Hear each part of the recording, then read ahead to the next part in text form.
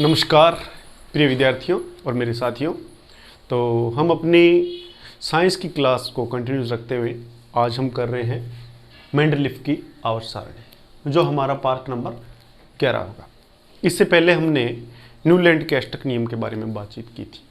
अब सुनिए कि मेंडलीफ की जो आवर्त सारणी है, प्रिय विद्यार्थियों मैं बता देना चाहता हूँ कि बहुत ही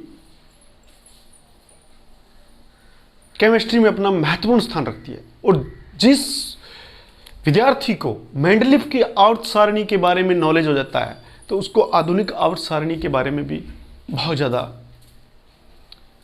ज्ञान प्राप्त होता है या तत्वों के बारे में जानकारी प्राप्त हो जाती है। और मेंडलीफ ने जो अपनी आवर्त सारणी दी थी उसका संशोधित रूप ही आज हमें मिल रहा है। मैं अगर बात करूं कि मेंडलीफ की आवर्त सारणी को जैसे ही पढ़ाते हैं तो बच्चे समझ नहीं पाते, बच्चे असहज महसूस करते हैं और उनके दिमाग के अंदर वो सारी की सारी बातें ऐसे घूम जाती है। और लेकिन मैं आपसे ये वादा करता हूँ कि जैसे ही मेरी मेंडलीफ की आवर्त सारणी का जो है टॉपिक ख़त्म होगा तो आप खुद ही कमेंट बॉक्स में कहोगे कि सर हमें ये बात बिल्कुल समझ में आ गई है और बहुत ही सरल तरीके से समझ में आई है। तो ये अपना महत्वपूर्ण स्थान रखती है और इसके अंदर बहुत सारे कंपटीशन में बहुत सारे क्वेश्चन पूछे जाते हैं और बोर्ड के अंदर इसकी कमियों के बारे में बहुत ज़्यादा पूछा जाता है। तो हम इसके लगभग 1 या 2 पार्ट बनेंगे, हो सकता है 3 भी बन जाए। हम इसको अच्छी तरह से करेंगे और आज हम इसकी शुरुआत कर रहे हैं। इसका हालांकि इसका भाग पूरा नहीं हो सकेगा इस वीडियो में, लेकिन नेक्स्ट वीडियो में इसका हम पूरा करने की कोशिश करेंगे। तो देखते हैं, करते हैं शुरू।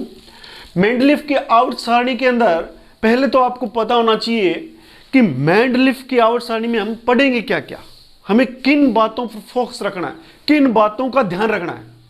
अब जिन बातों का ध्यान रखना है वो बातें हैं, एक तो मेंडलीफ के बारे में हमें पता होना चाहिए कि मेंडलीफ का थोड़ा बहुत जीवन परिचय या उसके बारे में बात करेंगे हम मेंडलीफ के बारे में। दूसरी, इसने कौन कौन से कथन दिए, पहला मेंडलीफ, दूसरा कथन, इसके स्टेटमेंट क्या है, इन्होंने क्या कहा था।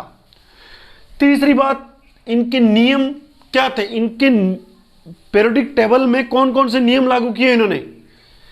चौथी बात, आवर्त सारणी जो दी थी उसमें क्या गुण थे, हम आवर्त सारणी के गुण पढ़ेंगे इसके अंदर। 5वां पॉइंट है प्रमुखता किन चीजों को दी इन्होंने, आवर्त सारणी में प्रमुखता किन चीजों को दी। इस आवर्त सारणी के अंदर हम आवर्त सारणी बनाएंगे, बाकायदा आपको बना के दिखाएंगे और इसके बारे में बहुत अच्छी तरह से समझाएंगे। प्रमुखता किन किन चीजों की दी, यहां पे ये H और O, H का मतलब हाइड्रोजन और O का मतलब ऑक्सीजन। हाइड्रोजन और क्या है, दूसरा क्या है, ऑक्सीजन। तो हाइड्रोजन व ऑक्सीजन की प्रमुखता अपनी आवर्त सारणी में इन्होंने बहुत ज्यादा दी। दूसरा पॉइंट, परमाणु भार का भी इन्होंने जिक्र किया था और संयोजकता के बारे में बात की थी इन्होंने, और तुल्यांकी भार। ये जो शब्द है प्रिय विद्यार्थियों आपके लिए नए हैं, इसके बारे में आपको घबराना नहीं है, इसका पूरा का पूरा जो वर्णन हम करेंगे। और अब हम बात करते हैं कि इन्होंने भविष्यवाणियां क्या की थी, कि कौन सा तत्व कहां आएगा। इन्होंने पहले ही भविष्यवाणियां की थी और आज वो बातें इनकी बिल्कुल सही और स्टिक बैठ रही है। नेक्स्ट बात करते हैं हम, इन्होंने संशोधन क्या क्या किया था। इन्होंने जो पुरानी जो पीरियोडिक टेबल बनी थी उसमें संशोधन किया था इन्होंने भी, इस टाइप से तत्वों का परमाणु भार में या किसी भी तरीके से इन्होंने उसको कहाँ पे रखना है, इस चीज़ के बारे में भी इन्होंने संशोधन किया। नए तत्वों को स्थान दिया इन्होंने, नए तत्वों को स्थान दिया पीरियोडिक टेबल में, और इनकी लास्ट में आ जाएगी कमियों को हम पढ़ेंगे। तो इन चीज़ों के बारे में आप प्रिय विद्यार्थियों इन चीज़ों को लिख लो और ये सारी की सारी जो चीज़ें हैं हम आने वाले जो वीडियो है उसमें पूरी तरीके से समझाएंगे आपको। और ये बहुत ही ज़्यादा इम्पोर्टेंट टॉपिक है जो आज पहले से आज तक हमने जो किया है उससे बहुत ज़्यादा महत्वपूर्ण ये चीज़ें हैं, और उससे आने वाले जो पीरियोडिक टेबल है उसमें और भी ज़्यादा महत्वपूर्ण होगी।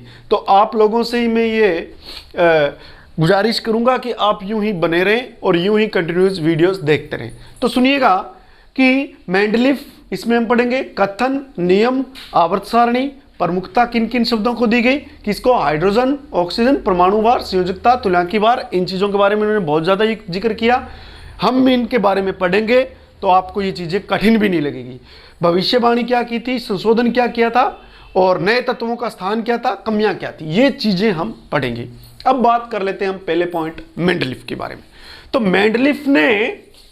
मेंडलीफ का पूरा जो नाम था दमित्री मेंडलीफ था। पूरा नाम इनका क्या था, दमित्री मेंडलीफ। रूस के वैज्ञानिक थे, ये रूसी वैज्ञानिक थे। 1906 में इनको नोबेल पुरस्कार मिला और 1907 में इनकी मृत्यु हो गई। ठीक है, अब हम बात करते हैं कि कौन कौन से जो है कठिन शब्द जो है आपको इसके अंदर पढ़ने हैं। तो कठिन शब्दों के बारे में देखिए कि एक तो जो कठिन शब्द होंगे हम उसकी चर्चा अगर कर लेते हैं तो आपको इसको समझने में, इसके मेंडलीफ की आवर्त सारणी को समझने में बहुत सहायता मिलेगी। तो इसमें जो कठिन शब्द थे, एक तो परमाणु द्रव्यमान। मैंने आपको इससे नेक्स्ट वीडियो में बताया था कि नाभिक के अंदर न्यूक्लियनों के भार को उसका द्रव्यमान या परमाणु द्रव्यमान कहते हैं, और न्यूक्लियन क्या होते हैं, प्रोटॉन और न्यूट्रॉन होते हैं। अब आगे सुनिए, आवर्ती फलन। आवर्ती का मतलब फ्रीक्वेंसी, बार बार कोई चीज आती है। एक सेकंड में कितने बार पंखा एक जगह से घूमता है, या झूला झूल रहा है तो एक जगह को कितनी बार पार कर रहा है किसी निश्चित समय में, उसको आवर्ती कहते हैं। फलन मतलब उसके साथ में क्या उसका संबंध है। हम कहें कि जैसे जैसे समय बीतता जाता है, जैसे जैसे तो सुबह 6 बजे से जैसे जैसे समय बीतता जाता है सूरज का ताप चढ़ता जाता है, तो उसके साथ में क्या हो गया, एक हिसाब से संबंध हो गया। फलन मतलब उसके साथ में सह संबंध। हम जितनी ज़्यादा मेहनत करेंगे उतनी हम सफलता के ज़्यादा नज़दीक पहुंचते जाएंगे। तो ये क्या हो गया, एक सह संबंध, या इसको फलन बोल सकते हैं विज्ञान की भाषा में। संयोजकता।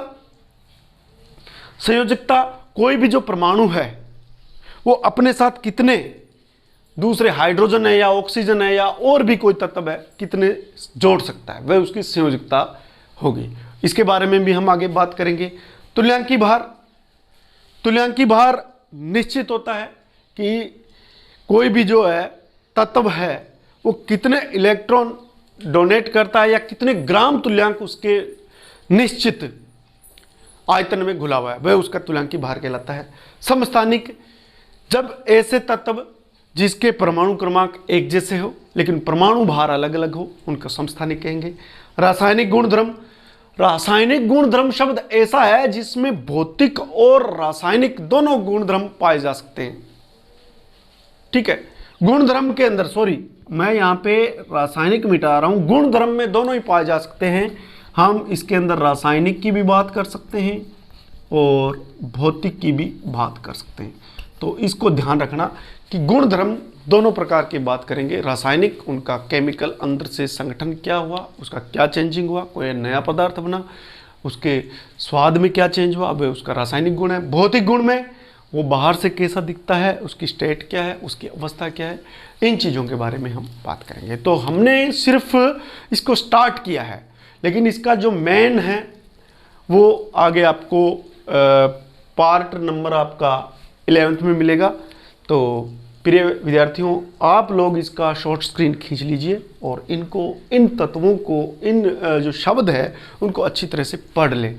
अगर जो बच्चा इन शब्दों को अच्छी तरह से पढ़ लेगा, समझ लेगा, तो इसको मेंडलीफ की आवर्त सारणी को समझने में सहायता मिलेगी। तो इसके लिए आपको वेट करना पड़ेगा मेरे नेक्स्ट वीडियो का।